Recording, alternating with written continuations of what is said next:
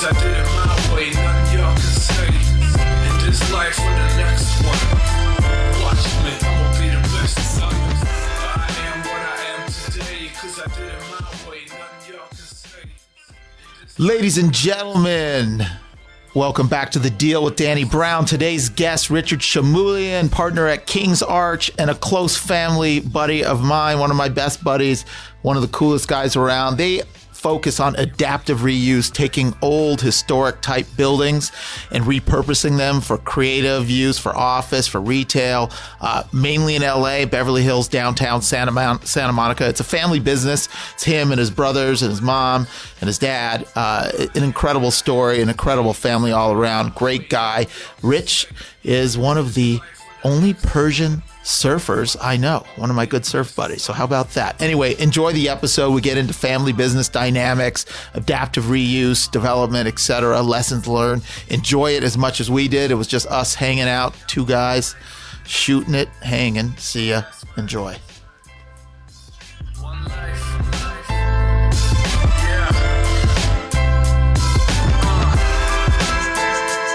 You know what it is. This one goes out to my people. Yeah. Listen. I am what I am today, cause I did it my way. Nothing y'all can say. In this life or the next. Welcome back to The Deal with Danny Brown. I got my man here, Richard Shamooilian. How are you, Rich? Welcome on a Friday. I can't believe you made it. Danny, it's a pleasure, man. It's a pleasures pleasure. I'm or a happy pleasure? to be here. It's both. It's pleasure. It's So both. Richie and I have a lot of inside jokes that probably only 10 people or less will understand. He's one of my closest buddies, inner circle, surf buddy, real estate buddy, school buddy, family, but all that. So Shabbat Shalom to you and yours. Safe to say we're buddies. We're buddies. Yeah. Yes, my friend, Richie. And he's here, and he has pleasures for everybody. So that's how we're starting. So Richard's in the house. You were out late last night downtown. Tell me, where'd you go? I'm not getting into that. We went to a place called Bavel. I won't get into too much detail, but it was You a don't wanna friend's get into birthday, and we had ourselves a good time. And It's supposed to be a great restaurant. I gotta go. the Arts District is just phenomenal. And That what's the specific plan? restaurant What's is the plan great. tonight? I don't know. We doing Plan anything? tonight is you and I are going to see our kids do some kind of that's right. special performance. I We don't got a know school how. performance, so we'll keep that. So forget about our personal stuff. I'm going to get into it with Rich. Why don't we start back from the beginning? Rich works at King's Arch. It's a family-run real estate development play. They do a lot of adaptive reuse, focus on LA and a lot of downtown LA. But before we get into the real estate, let's get into who is Richie, where you grew up. I know you kind of bounced back and forth, LA, New York, but why don't you start from where you grew up and take us through how you got to this point now. You got it. So who is Richie? Richie was born in Queens, moved to deeper into Long Island, lived there until about 12 years old, and basically from that point forward switched off decade to decade. You got emails coming in. You close a deal? Not yet, but hit the music. Cue the music. Cue the music. God, I hope we did close the deal. So Jess hopes basically more than from me. that point forward, I bounced between East and West Coast about every 10 years until I moved out to LA. I met my wife Tanya. Shout out to Tanya. She's holding Tila it down rocks with in the the kids. house. Yes. Woo, woo, woo, woo, woo. And shout out to the kids, Leo, Haley, Joelle, love you. What's up, guys? So when I met my wife Tanya, I was here visiting from New York. Does he need to get on the mic? He's fine, but Okay. I'm doing good. I'm sorry doing to good, bust- man. mess Don't with your interrupt. flow. Met the wife and decided that LA was where the roots were going to be put down. So we got so basically married. Tanya said we're moving to LA, and you're like, of course, whatever you want. Whatever baby. you say. Tanya. And from that day forward, that's basically been What the happened? answer. Was As your you know. family in LA at that point? The family was in LA. So the So your first family move was here. early in my life was basically right before high school. The entire family moved out. I then New moved York, back to LA. New York on my own. As an adult, And- young adult. As a young adult. Okay, well, let's And, stop there because this is something really interesting. I know your family and your parents. I love your dad, who's been an you. unbelievable, successful real estate Thank you. guy, the head of the business. Tell us a little bit about his story. a little further than your story, because he didn't grow up in LA or Beverly Hills. So let's start how he got here, and then we can jump into the business and what it looks like today. So my dad's kind of background is in some ways the typical immigrant story. He came out here with really next to nothing and almost no support, right? He moved out from Iran. How old was This he was when he came? pre-revolution. He was 17 years old. So he was So still my young. father considers himself more American than anything else. Yeah. He went to high school in Jersey. Did he speak English when he came went here? to college in Jersey, very, very little. Very little, I And assume. got Had to learn really quick. rolled right into it. But not the guy who came out with the big bank account or the huge network or anything like that. He really, God bless him, started from zero. Started at the bottom. And I mean that, zero. Went Had to learn through the college, language, had to worked meet through people. college, bust tables, the whole deal. I mean, Yeah. he was the guy who And started he was from the the bottom. East Coast. He started from the bottom. Now he's here. Yeah, that's shout In out to Beverly Big Hills. Pops. Shout out to Jack. What up, And Jack? so he came up working unbelievably hard. Yeah, work Unbelievably ethic, no hard. option but to grind. and That's hustle. exactly it. And he's in his mid 70s now. God bless him. Hopefully another 100 years. And He's still working and hard, in his right? mid 70s. His title at the company is chairman of the board.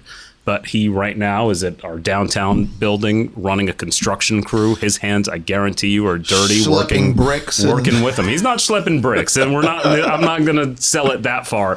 But he's working his ass He's working off. with the guys, meaning overseeing, making sure everything is efficient and moving quickly and getting done.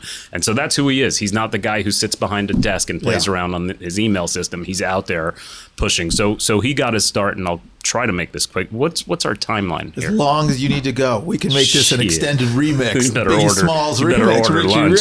Rich. Yeah. So he went from college into just working kind of random jobs into working at the Rainbow Room in New York, which is a famous Oh old yeah, club. the rock and roll Rainbow Room like here. Is it the It same? was no. not. This was.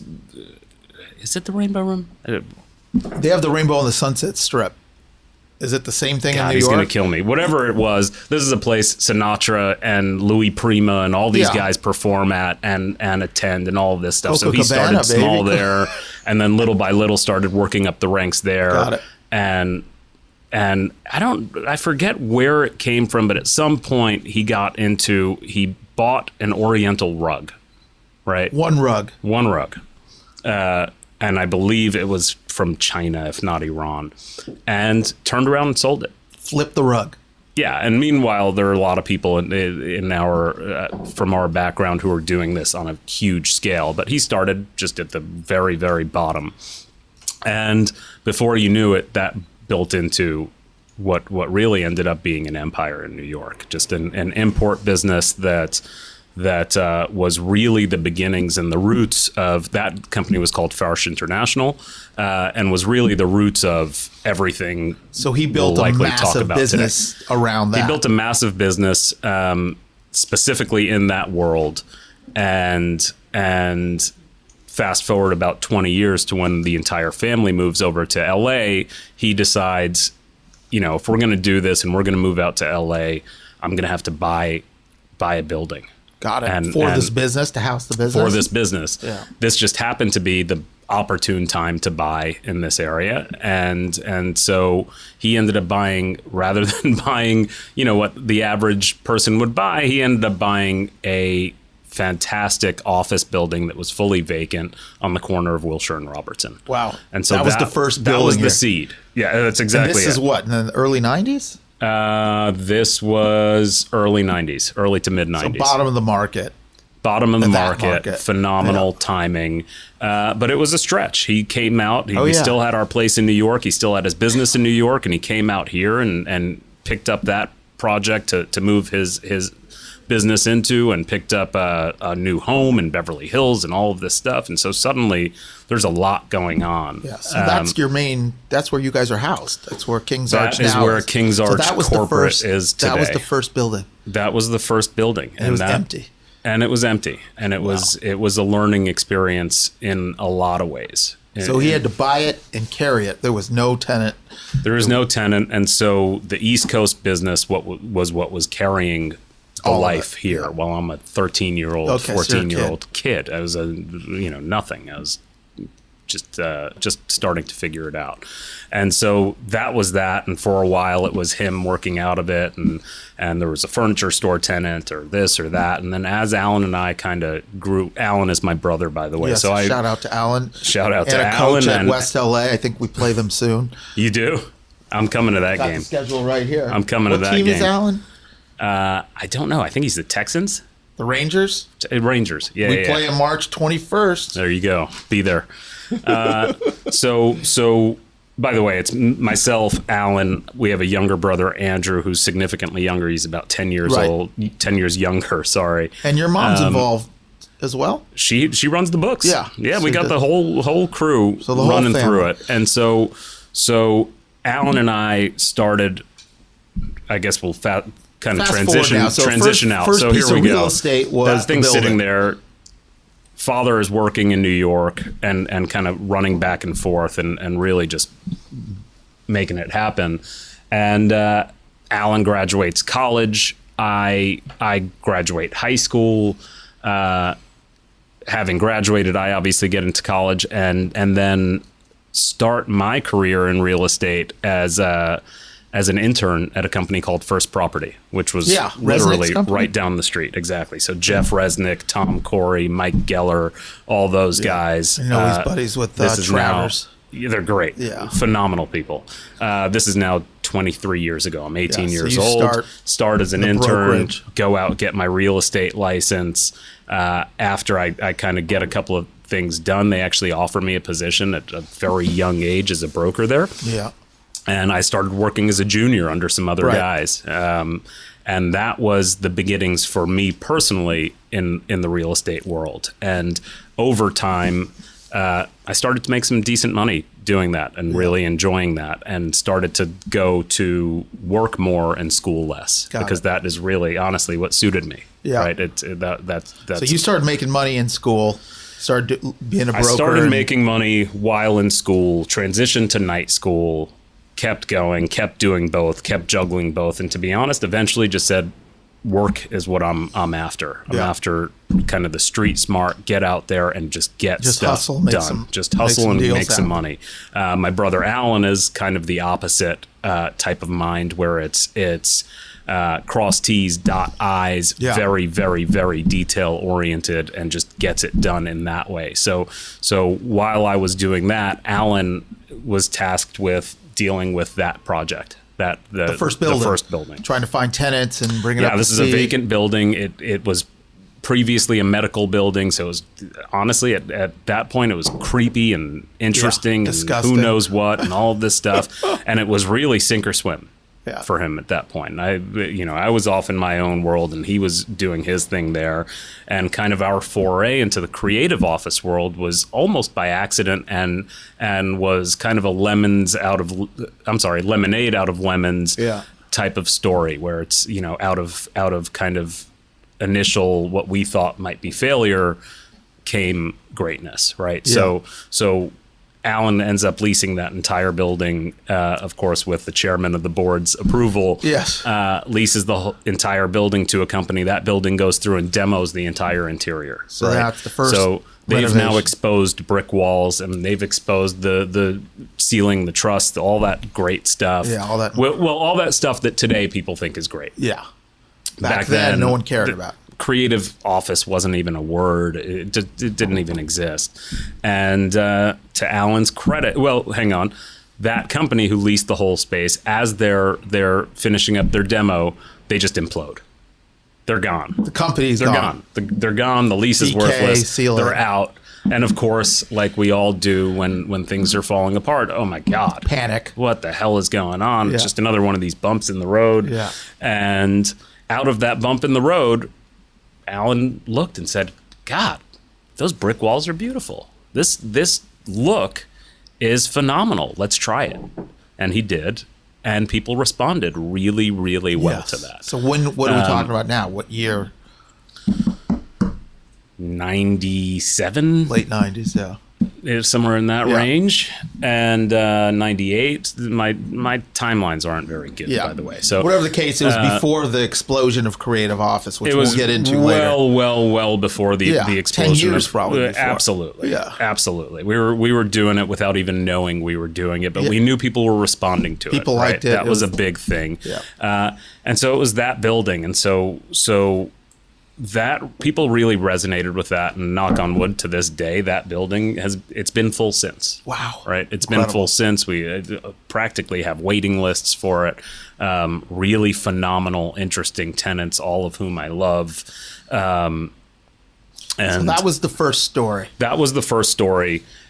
During all of this, there was a shakeup in the New York business, and well, kind of a few years into my whole career, shakeup in the New York business, and at that point, I dropped everything and moved back to New York. That was the To work in impetus. the carpet business? to run that Yeah. side of things. Exactly. And so for about 9 years, I walked away from real estate altogether and spent my entire 20s, That's when or, you were or a in New good York. portion of my 20s in New York, figuring out an entirely different world. And I mean, that world really requires a lot of the skill sets we talked, just the hustle and the push and the dealing with different personalities, some Yeah. of which are not Not the easiest personality. not the easiest. Yeah. And trying to manage all of that. And so So that's you what were we did. managing the New York operation, but your dad had moved west with the family? He Or would was check back in. and forth? He was back and forth. I was there full time. And Alan Alan's was here at full the building time. trying to build the real estate. Andrew is Young. younger at this Yeah. point and just doing his thing. So everyone was spread and so out, everybody's but spread involved out in the family assets. in It some was way. all family in some way. dealings and holdings. And eventually, well, not eventually, over time, the conversation was always, especially between Alan and I, we got to put our heads together again. We got to be back in the same place again. We got to find a way to make that work. Yeah. And me marrying Tanya was kind of the impetus for that all Yeah. to happen. And so fast forward 10 years, I'm now in LA. Alan Yeah. and I opened this office together, King's Yeah. Arch. Chairman of the board, Jack, is hanging out. Yeah.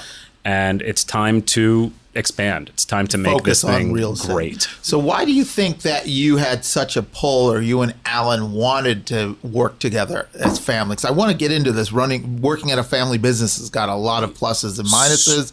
Obviously, all the personal stuff comes Sure. into play. Sure. So what do you think now is the draw? Was it just your parents' values? It's- Or your it's- family was so tight you No, couldn't none of that. What? None of that bullshit. It's very simple. We need each other. Got it. It's as simple as that. It's yin and yang. It's opposites attract. Interesting. It's whatever Okay. you want to call it. Every ingredient, every employee, everyone in our business, first of all, partners, employees, etc., but also architects, attorneys, tenants, all of it are a necessary ingredient Yeah, to make you all need of a that team, work. right. We just happen to be the most important ingredient. Yeah. Right. So you guys sensed that at an early age. I couldn't run my business without Alan. Yeah. Plain and simple. Yeah. Right. And vice Alan versa. couldn't, I don't think, run the business without me. We both have our skill sets. And when we really hit our stride, when we really got into our zone, was when we recognized that completely. Right.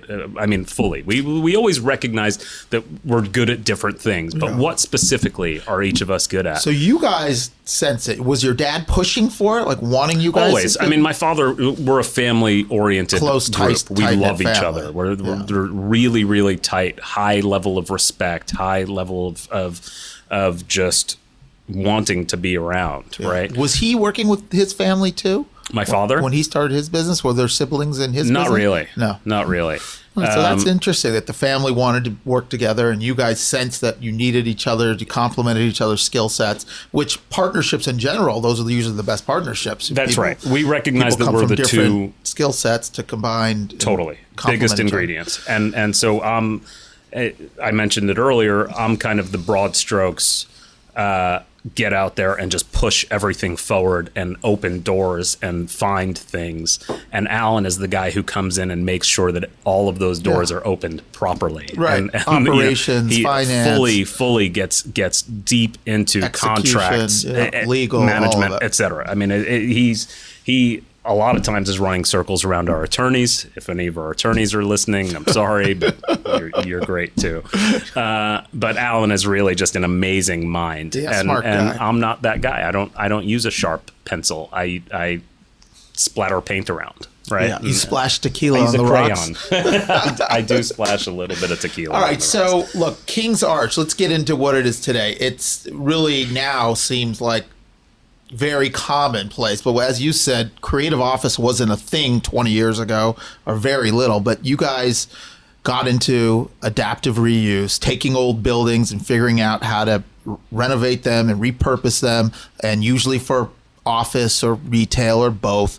And one of my personal favorite sectors of real estate is the adaptive reuse. I love what happened Me too. downtown. I know you are, but I mean, I've always been passionate about the old buildings downtown and what happened there. So talk me through how I guess the Robertson building kind of happened that way, but talk me through how you guys expanded and started looking at older buildings. And let's talk through some of the projects you've done, some of the issues with adaptive. Like, how does it look? How do you deal with the city when you got an old building that no one's touched in 100 years? I don't want to get into the city part of it. That's a sore subject for a lot of. Well, there's a lot of people. questions there. You pick where you want to go with it, but would love to hear about adaptive reuse, creative office. I'll start with the why and the creative office. So the creative office thing, like I said, it almost happened by accident, right? In my world, the move into these historic, amazing buildings did not happen by accident. It was a really thoughtful, calculated approach. It was. You can't build. I'm not a believer in ground up creative office. I think it's nonsense, right? Yeah. And there are a lot of giant developers and institutional groups trying to figure that out. Yeah. That are doing it and doing a great job of it. They're building 500,000 square feet for Amazon or Netflix or any of these guys. And for me, that's not creative. Yeah. For me, that's not cool. It scratches an itch. It's interesting in its own way, and it fills a need. It's not pure. Yeah, it's not pure. You're an artist, Richard. We're artists. That's what I like about my business is I get to express something more than just dollars and cents, right? Sure. So you asked for examples. One of them, and generally we don't work with partners, but in this case we work with a company called Wilshire Skyline. Again, shout out to Wilshire Skyline and the Nissels. We're doing a deal in Santa Monica, 100-year-old hotel. Yeah. Absolutely stunning architecture, ocean views, second in Arizona. Yeah. That's a project I'm unbelievably proud of. It's a beautiful, beautiful building in a AAA plus location that is authentic, great space. And you can't build that now. Another one is downtown on Broadway. It's a 50,000 square foot, originally a department store that's now almost fully leased. Yeah, that is beautiful. That's my construction manager. What's up, Jason? Is that the chairman of the board? Not the chairman. This guy always gives me bad news. Well, the Broadway building is gorgeous. It's got that deco-like facade. So that's a Walker and Eisen designed building. Sensational. Which is the same guys who designed the Beverly Wilshire. Did they do Eastern Columbia? They did not do the Eastern Columbia, but they designed the Beverly Wilshire and a bunch of other really unbelievably iconic buildings.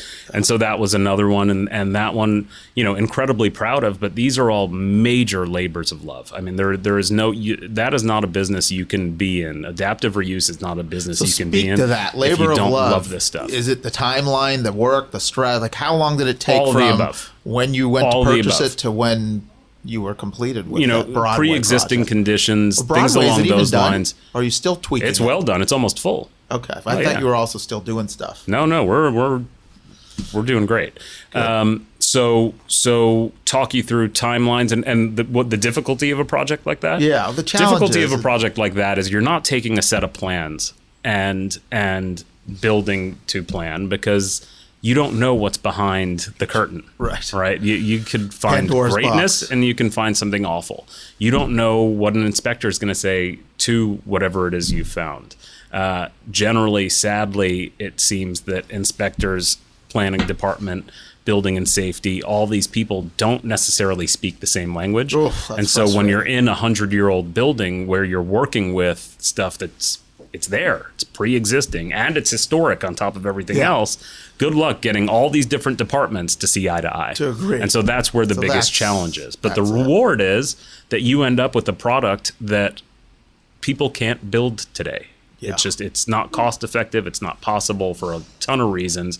And so we have 20-foot ceilings in our building. Right. You're not going to build that. It's just not feasible, right? And the brick and the concrete. And brick and concrete and everything else. And so what's great is we're building spaces that we actually love. And so you mentioned, being an artist. I like that there's an artistic approach to it. Yeah, I also like creative. the fact that the type of stuff we do attracts tenants that I enjoy. Right. So music industry, fashion, PR, people in all of these worlds that I generally like to hang out with. Yeah. Right. So what more can you ask for but to be able to walk into one of your buildings and enjoy the company of all of the people you're surrounding yourself with. Yeah, right. That relationship to me is incredibly important. It just so happens that it also makes me a good amount of cash. That's good too. That's muy bueno. The business side is pretty great. So we've built that into a machine that just kind of keeps going, and it's become a thing. It's become the kind of story where, you kind of have to be known for something. Yeah, you know that's that your in your niche now. business, right? You got to be known for something. And so we've become known for that. I don't necessarily want to be known for creative office because, again, I just think it's a term that is overused and it's everywhere. And is this office creative? I don't know. Do you think so? I'm very creative, Rich. So it must be. I want to be known for very interesting architectural buildings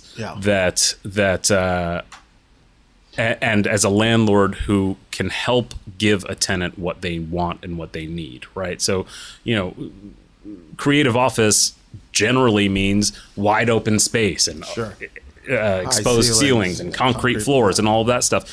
Does that make sense for a lot of people?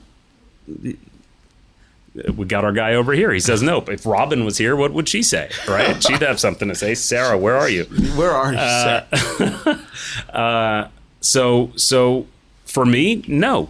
I think that you need to have everything. I think you need to have all of the ingredients, and I think you need to understand your tenants. And so that's part of why we have this vertically integrated approach is I'm speaking to these tenants personally. So Alan is speaking to these tenants personally. I mean, we're in these meetings we usually bring in the architect and we're having conversations. We're bringing in a team that is suited to this tenant so that they're getting what it is they need. Whatever they need, it's customized. Right. Because what generally ends up happening, one, truth be told, I end up spending more money, but that's okay. I'm okay with that because my tenants end up staying longer forever. And you make it up.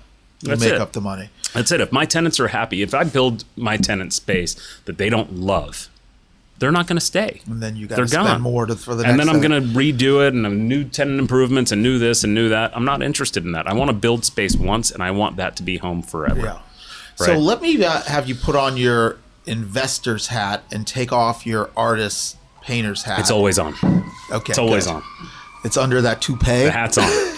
Is that a toupee? Or is that your real hair? This is you real got beautiful stuff. hair. This Rich. is real stuff. God, no grays. I get that from my dad as well. Amazing. I get that from my dad as well.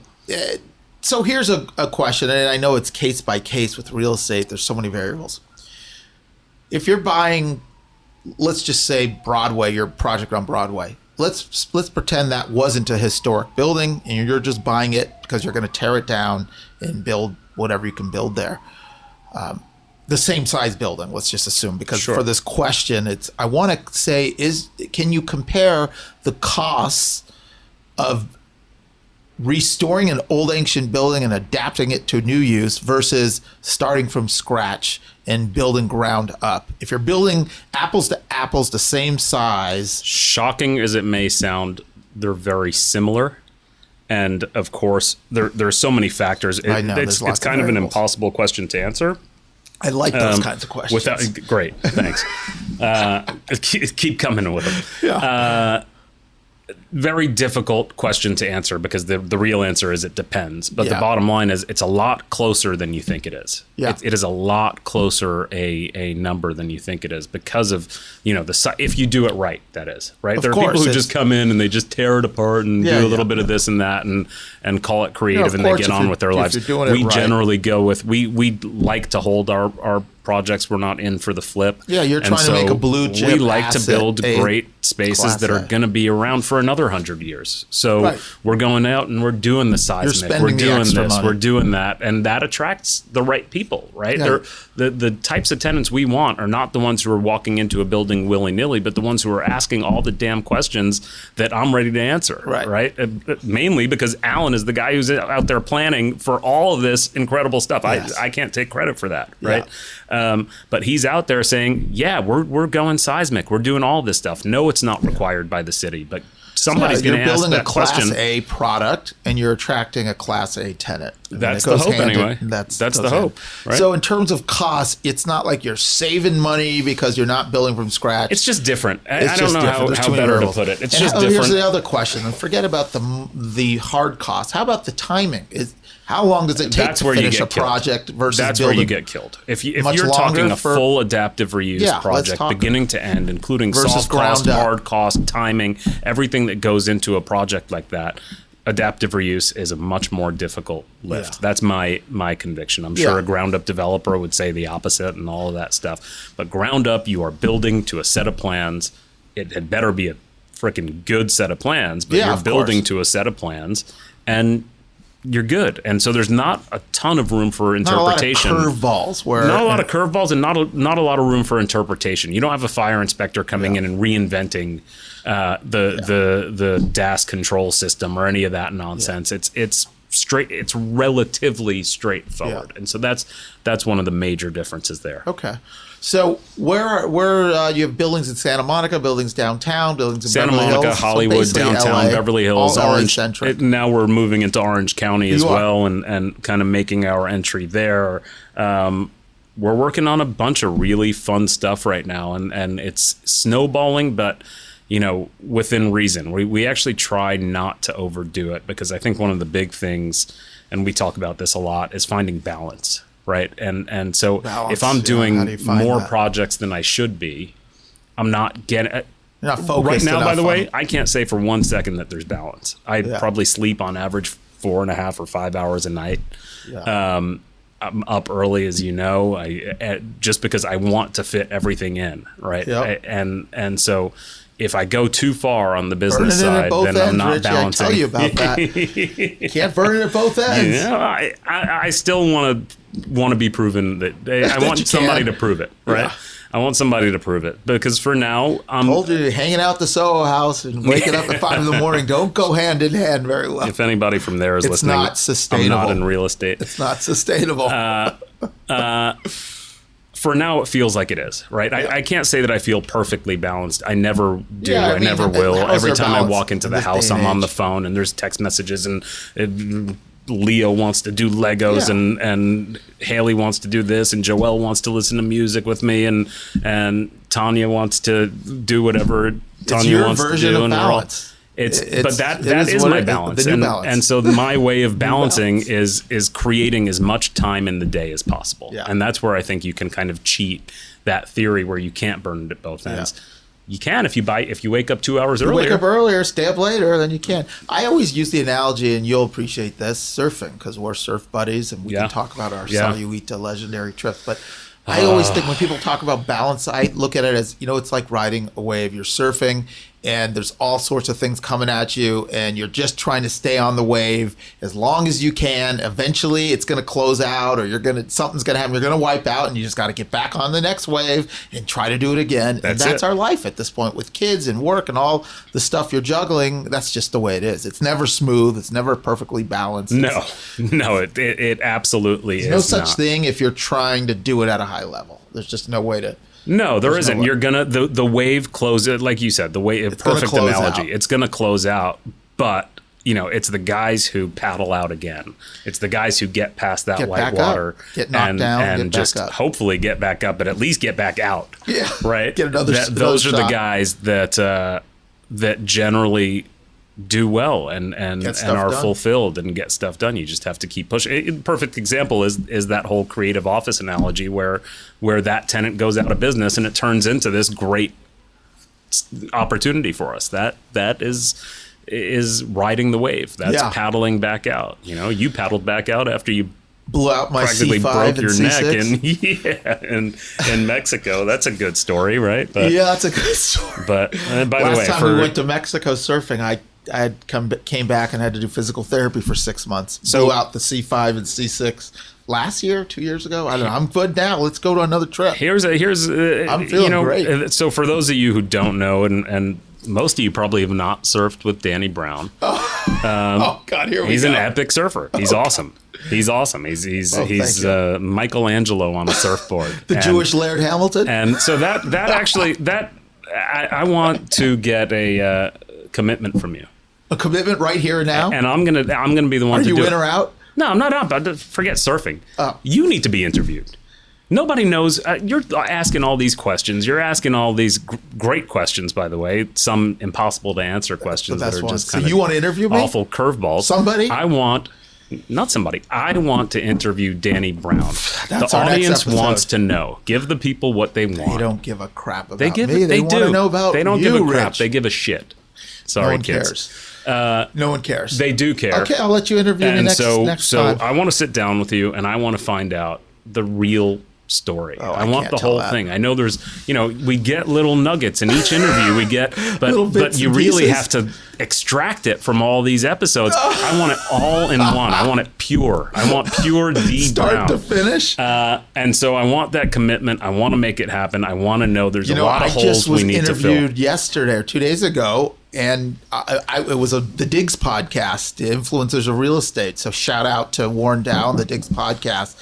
In a couple weeks, I'll be there. You'll hear my story. Some of it. It's there? He just interviewed me for his podcast. But it's does it called start Dig, with the the- Titans of Real Estate? But I didn't get into the questions that you'd probably ask. Warren didn't ask. I'm gonna ask a lot of questions. Some of them very embarrassing. Yes. I'm gonna make sure I find angles that will make you uncomfortable and make you blush a little bit. I'm already sweating. I'm gonna bring up Jess. Hey Jess. Hey Jess.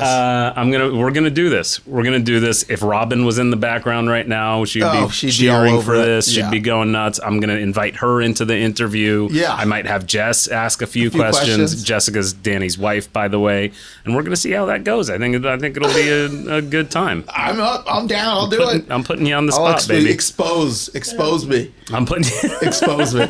So tell me what you're seeing in the market. It's early 2020. I know what I'm seeing from the residential side. What are you seeing on your commercial side? Are you guys still in acquisition mode? Are you in pullback, in lease mode? What are you seeing overall? I'm always in acquisition mode because I'm always a relatively conservative buyer, right? I'm not over leveraging. I'm not going nuts. Yeah. I'm not taking too much risk.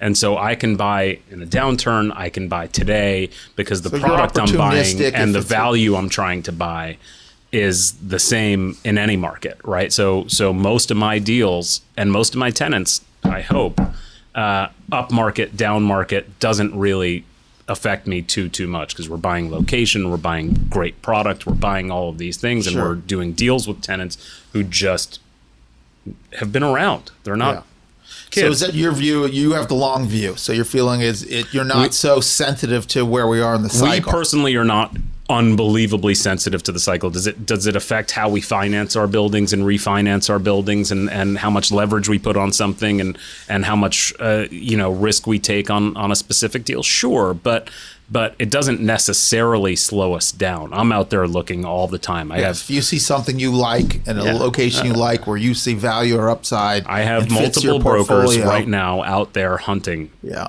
specifically for what I'm looking for. Yeah. And if they find it, I'm buying it. Yeah. And that's the end of it. It's as simple as that. Am I calling the market? Is that what? Yeah, the market's hot. Yeah. The market's hot. If you have I'm talking office, by the way. Yeah. Single family, things along those Single lines. family took off too in December. High end, that's been slow for a year or two. Just took off out of nowhere. The market- in December, January, there's been 6 sales over 100 million. It's insane. And a lot of these white modern boxes that everyone was the good ones. Those have are started- going too. The good ones. The good ones. Of course, Well, there that's still the is a that's the supply differentiator. issue we're gonna have to deal with. But I mean, we thought we were slow for the last year or two on the high end. I mean, I'm talking over 15, over 20. Yeah. And Hollywood Hills, Truesdale. And it's back. And it just spiked. But that's what I love. But not everything. Not everything. Sure, there's a glut of inventory coming, and I think the blue chip ones with the best views and the best architecture, those will do fine. And But I don't think you love that? Yeah, I think that's what it should be. And that's exactly the good it. Stuff This should weeds sell. out the crap. It should right? weed out the crap. The good stuff rises to the top. The rest just ends up, you know, kind of doing whatever so that it does. will be interesting to play out. But the whole thing about these, the acreage and the estates with Provenance and the Jack Warner estate, Geffen's house just sold for Bezos for $165, set a record. Outrageous. It's outrageous. insane. The billionaire money is here. They're putting flags in the ground in L.A. and that's got to also help values of commercial too, right? When you got does. The more office billionaires market, coming here, it's got to be just good for the economy in general. Yeah, the office market is hot as it's ever been from a leasing perspective. It is absolutely on fire and doesn't show any signs whatsoever of slowing, right? Is a creative office similar price per square foot if it's the same location as a standard office, or is it higher?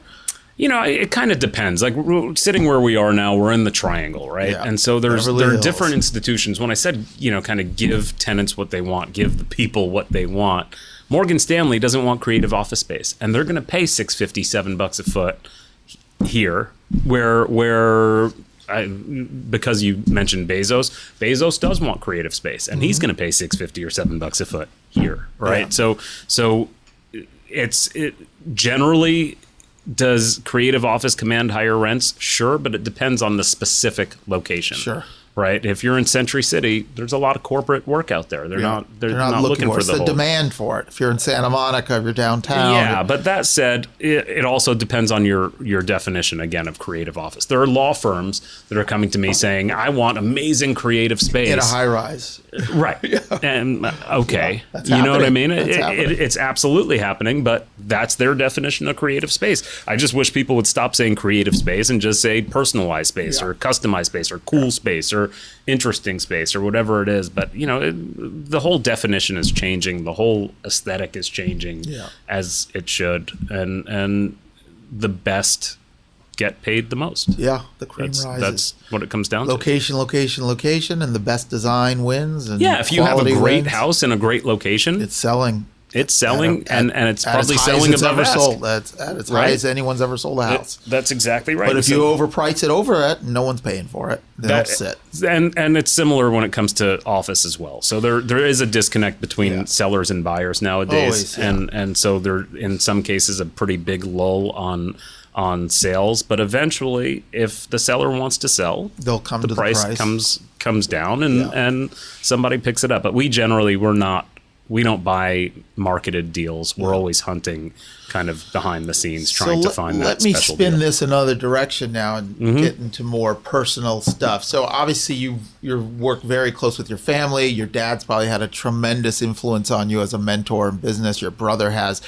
Outside your family, have there been any mentors, or even if it's someone you don't know, people that you've looked up to that have inspired you, or people that have influenced you, whether you know them personally or not? Phenomenal question.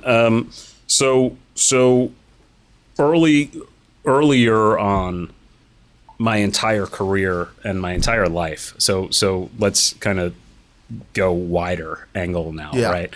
It's not just about career. All around, I was lucky enough to have multiple, not just one great mentor, and not just my father, who is the greatest there is, but multiple mentors who were all very, very different personalities. And I was able to really suck the good out of each of those relationships and work it. And I'm in touch with most of those people today. I'm very close with most of those people today. It slowly starts to even out the relationship a little bit, and it's more just seeing eye to eye, which is a really beautiful, amazing thing. You've evolved. But without mentors, without people to look up to, what do you have, right? It'll take you twice as long. If you don't have somebody teaching you, showing you the ropes, just trial and error. Name something, any project that you could do. If you have somebody standing by your side or in front of you doing the same thing, if you're building a house and there's a guy across the street building the same house and he's 20 days ahead of you, Yeah. You're going to learn a few things. That's a good point. So in terms of business and absolutely anything in life, but more importantly, finding life, right? Mentors and people that have done it before you and learn the lessons. 100%. And then what's unbelievably important, and I have found, and it's not. Listen, I'm not that old, but I'm old enough now, apparently, to have mentees, which is a really, really Would that fun, be the female interesting version of mentors. Oh no, you're mentoring people. I am mentoring people. A mentee is somebody being mentored. You're mentoring people. Can you imagine? I have a couple of young people who can't imagine I'm the in rejects. touch with on a very regular basis. Oh God! Sorry, that was Cut. We'll edit that. And by the way, That is I fun- hope the good for mentees heard that, because you're going to have an army of young guys here coming to talk to you about You would that be comment. a very good mentor. You can mentor me. I have to say that I enjoy it immensely, because I really, the hope is that in important. 20 years from now, they're sitting at a table with one of your mentees, Yeah. right? And they're talking about how, God, I never would have been able to get through this or get through that. The human It's- element, man. It's the relationships. That's what matters. It's a necessity. That's the texture. That's the richness of life. It's not always about the deal. It's not always about the money. It's not always about the goal and the power. Give back. Give it's a little giving something. back. It's the relationships and the human exchange and connections. That's what makes life what it is, and that's really what you take with you and what you pass down to your children, and for sure. So I think that I agree with you 110%. I think it's so important It is. to do that, and I should do more of it. I really should, and that's a I good think you'll reminder. enjoy it. And I think that everybody out there, you can picture a time in your career or your life where somebody did something that you thought was extraordinary. No one's done it alone. Right. Yeah, exactly. No one's done it but alone. it generally takes someone who's willing to stop and just say, I'm going to put the 3 kids, the wife, the this, the that, everything On going hold. on in my life on hold, and I'm just going to focus on helping you get to the next level. And so everybody, I hope that most people listening have had that experience, and more importantly, I hope that most of them go and they Yeah, we should all be giving back, pay and back. helping, and mentoring. Exactly. and We're do all that. getting to a point. Our peers are all getting to a point now. It's hard to believe. I mean, I feel like I'm 18 years old. I'm so old. Oh, God. We'll get into that in your interview. But we're getting to an age now where we actually have some knowledge to impart, where we're experts in our fields, Some where we wisdom. can How about that? can give some wisdom. And by the way, you're doing that just by Well, that's doing the this. point of this podcast. A big part of it is to. Is it, Danny? Did you know that? Is it really? Well, no, I'm trying to sell houses here, Rich. We're trying to sell some. We're trying to move properties, but in the meantime, while I'm trying to move properties, it is about giving back, bringing in people that have a good point of view and good experience, and paying it forward, expressing lessons and wisdom, and so that leads me to my next question: is here you are now, sort of in the hunt and in the prime of your career. What would you, now knowing what you know, what you've been through, looking at yourself 15, 20 years ago, what sort of advice could you give yourself now? Things that would have helped you if you would have known then what you know now. The first thing I'd tell myself as a young guy is good job. Just keep going in the direction you're going. I'm probably one of very few people who I don't look back and say, God, what if I went left instead of right?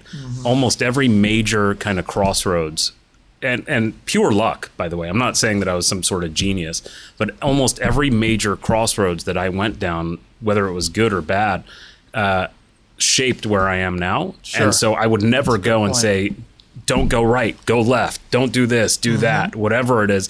If I could give advice, though, I mean, and if I had to give advice, it'd probably be, don't sweat what you think is the big stuff. It really, in the grand scheme of things, this is the small stuff. That's right? good advice. And we're all, and for the younger people that do listen in here, it's whatever you're going through. You could be going through $100 million lawsuit. You could be going through, you cut your knee. Hurt your neck. I don't care what it is. In retrospect, it's just another tiny bump in the road that is not going to shape your life for the worse.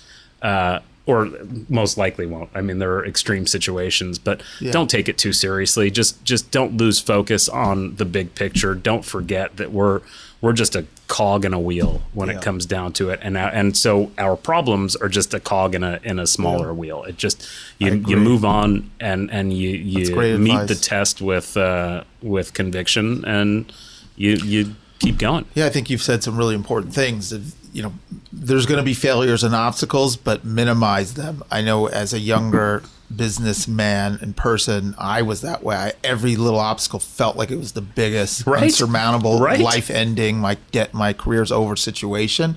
And you beat yourself up and you spin out of control emotionally. And that would be part of the advice I would have given myself too. Like, hey, don't take things so seriously.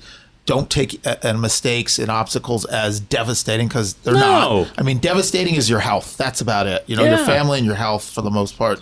Other than that, If you it's a have learning that, you can always come back. It's a learning lesson. So I think that's great advice, and not take things so serious. And part of your advice was, hey, I don't like to second guess or give advice. I think that is the advice. You don't have to second guess every decision. Make your decision, have faith that where you went is going to take you to the next spot, and where you decide next is going to guide you to the next destination. You don't have to look at it as, did I make a wrong or a right decision? Each decision takes you to your next destination. So long as you made the effort, right? That's it. And learned whatever lesson you could have learned, if there was a lesson to learn. Totally. If there was something that you did wrong that you could have done better, or a mistake, or this, then learn it so you can figure out. Catch that one more wave. Paddle out one more time. Paddle back out, man. Paddle back out. Even if the reef is shallow and it's low tide and it's breaking at.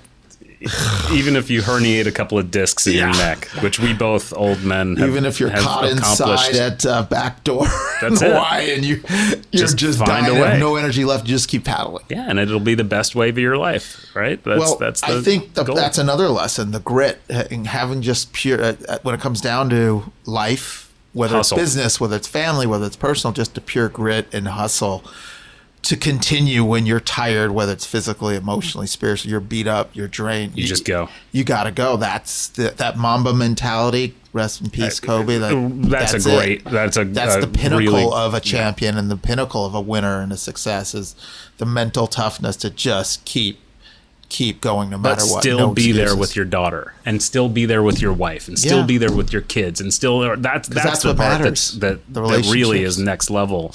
You know, a champion in so many ways, but still able to balance. We talked about balance Well, a that's few part times of it today. too. Of being a champion in life, it's being there for your family and your friends and your community and giving back, and all those things I think are really important. Yep. So sorry to get so serious and preachy, but let's get into some fun stuff. Where do you want to travel next? If we were going to go on a surf trip, It's not where I if we could want go to to travel. any surf trip, if we had a free pass for a week to go anywhere in the world, Nicaragua.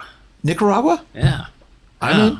Are you in? How many days do you Are think we committing to this right now? Are we in? Is I this a don't think- legally binding agreement? I don't think a no many could be days? said How many after days do this. you I think we don't can think get anybody away? could take it away from How many days do you think we can get away with in Nicaragua before our wives Is this come looking live? for Can us? Tanya call in and tell me, or do we'll do I ask get them to after the cheat? show. So what would you- was that I'd like show? to do a Do Nicaragua. I get a phone call? What was that?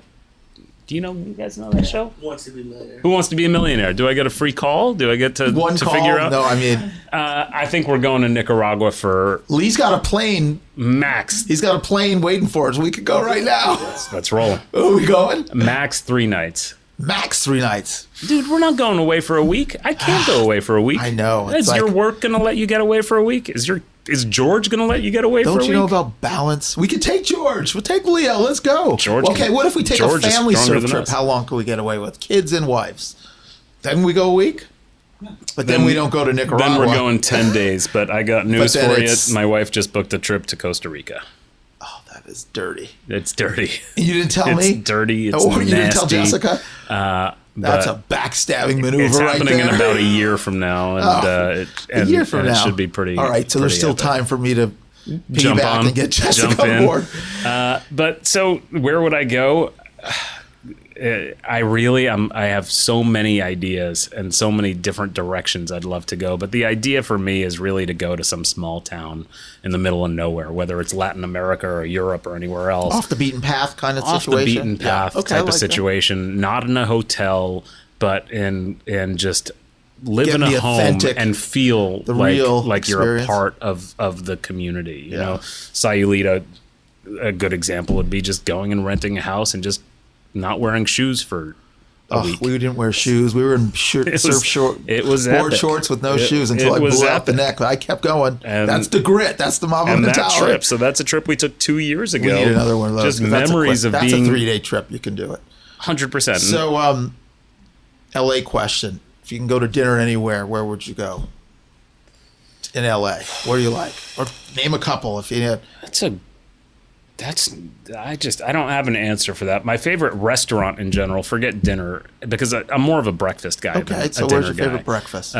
Justa in Venice. I just think it's just such a solid Jelina's place. same group. Same as Jelena. group, and I just think they just do it right. They're they've talk got it about nailed down. authenticity, which people really respond to. That place has this great authentic vibe. It's not Amazing. fancy, but it's amazing Oh, food. yeah, fresh farm to table and so kinda. that type of effort and attention to detail for me is unbelievably important, and you see it in a place like that. So that's the spot. What else you got? What else? That was a tough one though. Dinner, I don't know. I'm just throwing it out It feels like everywhere in LA is just the same nowadays. You know what I mean? It lot doesn't of feel it like is anybody's generic. coming with anything special or new That's why I or like the old interesting. school. Just take me to Dantana's or Craig's. I got It's no just problem old school. with Dantana's, heavy Craig's. Italian, Those are I'm good. both solid Jay Lux's choices. spots. Hey Jay, shout out to Jay. He was on.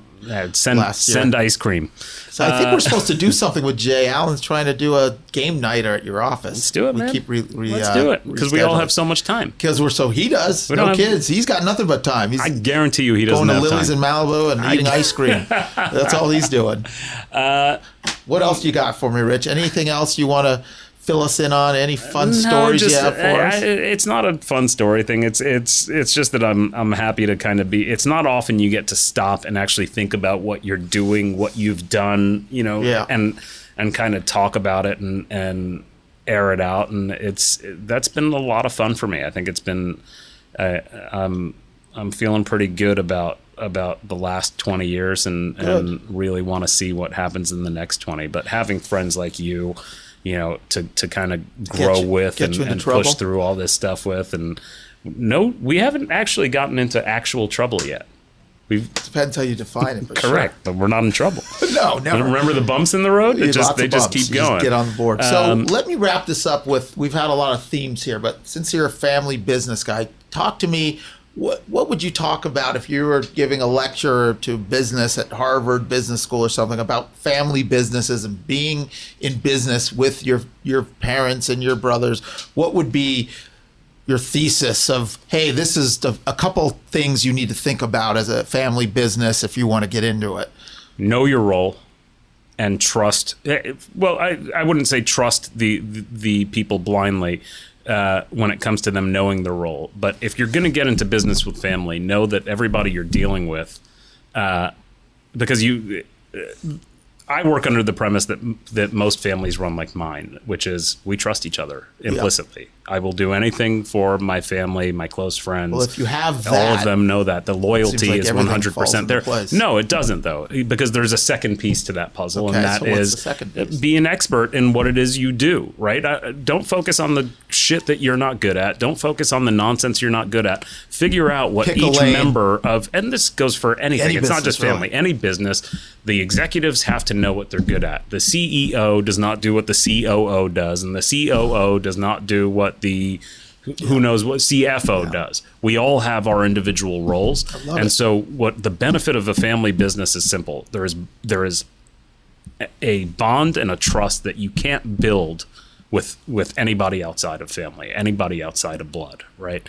And so having that as a base to work on, and then being able to put the skill sets where they belong and have them really, we work as one unit, right? With multiple different skill sets. If you can get that humming and you can get in your zone, that's Tanya. Oh, how many days, Tanya? How many days do we get in Soluita this time? I'm not going to pick up in the middle of it. So if you can get in your zone as a family, So right? have the trust, we've all been there have where your you're playing expertise. sports, or you're doing this, or you mentioned Kobe, where you can't miss, right? And we've all been there individually, but if you can get a company there, if you can get a family business there, if you can get the whole crew in the zone, Thinking in that way. you're unstoppable, because the bond can't be broken. No light between you. You just go. And Yeah, so that's not so different than any business, except that Same there's thing, that but level of trust and love with the family in a business. good family Right. where God willing, everything kind of works the way the stereotypical old school family does it. Yeah. It's not always the case. but Familia. in You know, Rich, once you're the in, you old can't school get family. out. Did the chairman tell you that? That's absolutely true, and the chairman has told me that several times. Several times. I got to thank Richie, my homeboy, Bum, bum, brother from another mother. Play to cue the track because Richie's going to freestyle. But man, love you, brother. Thank you for coming what down. I am today. Shout out to King's Arch and Yeah. all the family. And look, hopefully we'll have dinner soon. And Your interview's coming up. my interview's coming up. You heard it here first. And the only guy I'll surf with no disc in my neck, and I'll keep going because it's too much fun. Rock and every roll, time. baby. Rock All and right. roll. Thanks for hanging out with us. Peace out. Yeah, listen. I am what I am today, 'cause I did it my way. Nothing y'all can say. In this life or the next one. Watch me, I'ma be the best. I am what I am today, 'cause I did it my way. Nothing y'all can say. In this life or the next one. Watch me, I'ma be the best. Hey, thanks, Richie Shamooilian, from coming in. I always love hanging. One of my best buddies. Good to see him. You can always find Richie at kingsarch.com or on Instagram at NY_Richie. Such a great story. You can always find me at Danny Brown LA on Instagram. I'm also going to be on the Diggs Titans of Real Estate podcast, so look out for that. Diggs podcast coming up soon. We appreciate you guys tuning in. Please leave us a 5-star review. Everyone counts. Go to iTunes or go to YouTube, wherever you consume your podcasts. Leave us that review. We'd appreciate it immensely. Have a good day. Cause I did it my way, nothing y'all can say. In this life or the next one. Watch me, I'ma be the best.